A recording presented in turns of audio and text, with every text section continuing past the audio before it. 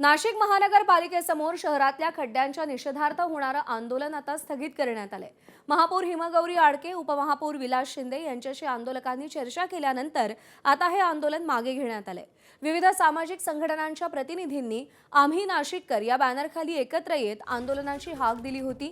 शहरातील खड्डे बुजवण्याचं काम सुरू आहे, काम करण्याला अवधी द्या अशी विनंती महापौरांनी केल्यानंतर हे आंदोलन स्थगित करण्यात आलेलं आहे।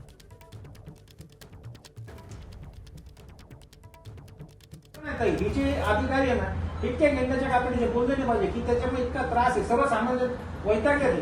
म्हणजे तुम्ही खरंच एकदा तुम्ही उत्तरता तुम्ही रोज बघता, पण या लोकांचं दुःख पण समजून घेतो। तुम्ही आज पालक आहात, मी प्रथम नागरिक आहे या शहरात, तर माझी तुम्हाला हात विनंती आहे की तुम्ही स्टार बॅट न देता तो पैसा जो काही देणार असाल तो या सर्व जे इंजोर्ड झालेले लोक आहेत, जे लोक आज जखमी आहेत, यांच्या कुटुंबांना एक मदत म्हणून एक ठराव करा। भाऊ तुम्ही पण तसा एक पुढाकार घ्या, स्टँडिंगला सर्व मिळून तुम्ही करा अशी नम्र विनंती आहे।